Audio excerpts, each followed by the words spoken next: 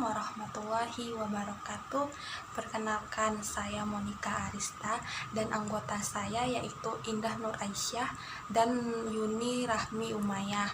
Nah, kami dari kelompok 2 akan menyampaikan sebuah materi yang berjudul biaya produksi dan menyusun laporan harga produksi. Nah, yang pertama itu ada biaya produksi, yaitu semua pengeluaran yang dilakukan oleh perusahaan untuk memperoleh faktor-faktor produksi dan bahan-bahan mentah yang akan digunakan untuk menciptakan barang-barang yang diproduksikan oleh perusahaan tersebut. Nah, ada unsur-unsur biaya produksi. Yang pertama itu ada bahan baku atau bahan dasar, termasuk bahan setengah jadi. Yang kedua ada bahan-bahan pembantu atau penolong. Yang ketiga ada upah tenaga kerja dari tenaga kerja kuli hingga direktur. Yang keempat ada penyusutan peralatan produksi. Yang kelima ada modal uang modal ataupun sewa. Yang keenam ada biaya penunjang seperti biaya angkut, biaya administrasi, pemeliharaan, biaya listrik, biaya keamanan maupun asuransi. Yang ketujuh ada biaya pemasaran seperti biaya iklan, dan yang terakhir ada pajak. Nah, dalam biaya produksi ini terbagi menjadi dua. Yang pertama itu ada biaya eksplisit, yaitu biaya yang nyata dikeluarkan dalam memperoleh faktor produksi. Pembayarannya tuh berupa uang untuk mendapatkan faktor-faktor produksi dan bahan mentah yang dibutuhkan perusahaan. Dan yang kedua ada biaya implisit.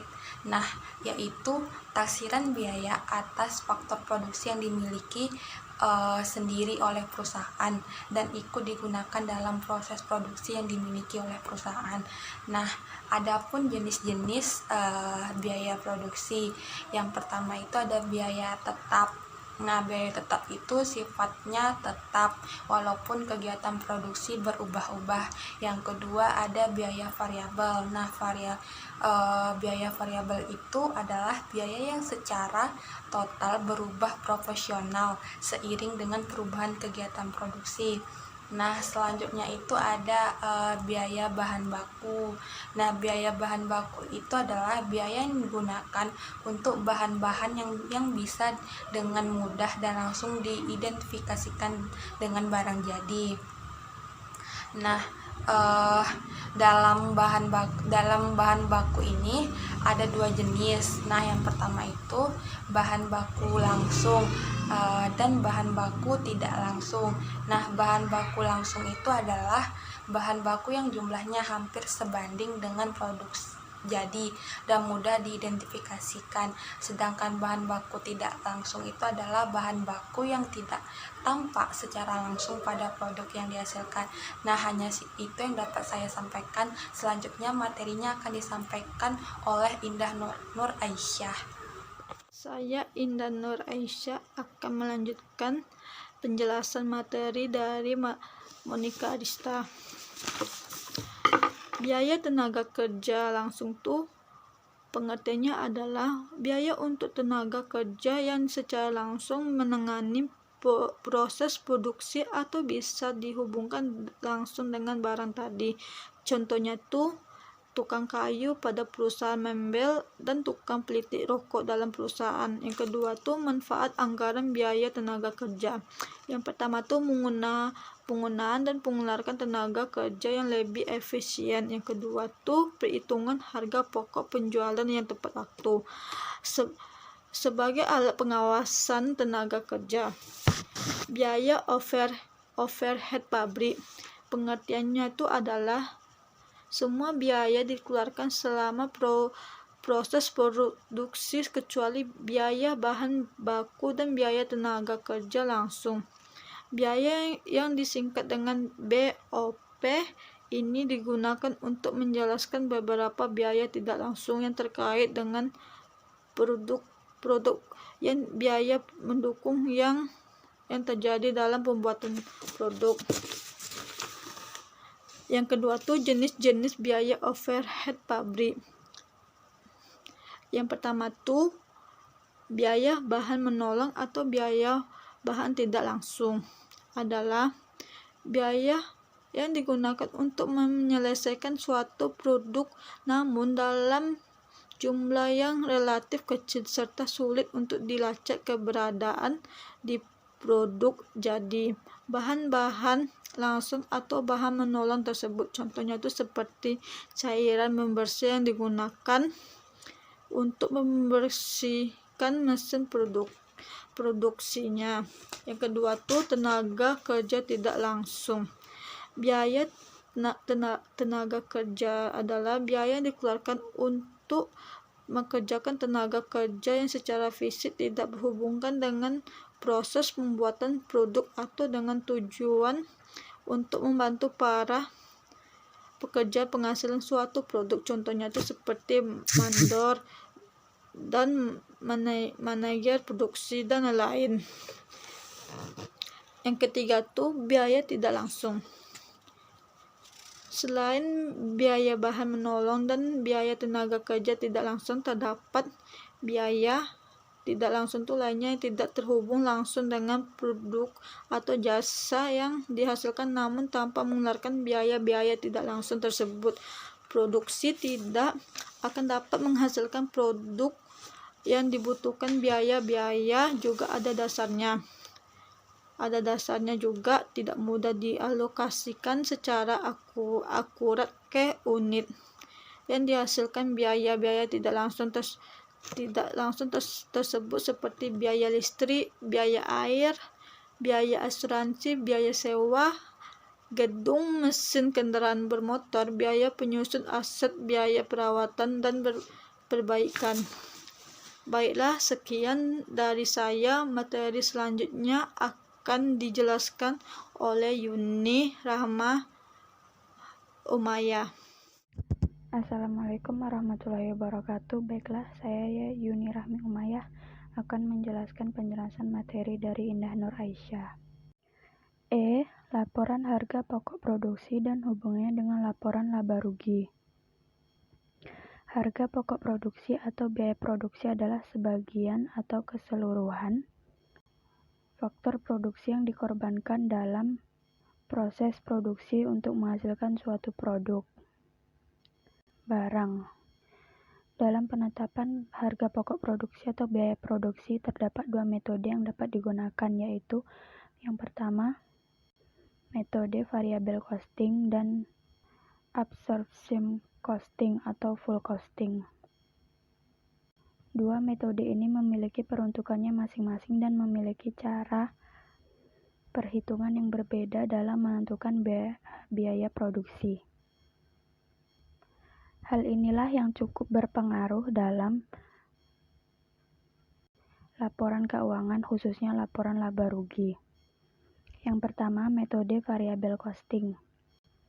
Variable costing merupakan metode penentuan harga pokok produksi yang hanya memperhitungkan biaya produksi yang berperilaku variabel ke dalam harga pokok produksi, yang terdiri dari bahan baku, biaya tenaga kerja langsung, dan biaya overhead pabrik variabel. Dalam pendekatan ini, biaya-biaya diperhitungkan sebagai harga pokok adalah biaya produksi variabel yang terdiri dari biaya bahan baku, biaya tenaga kerja langsung, dan biaya overhead pabrik variabel. Biaya-biaya periodik tetap dikelompokkan sebagai biaya-biaya produksi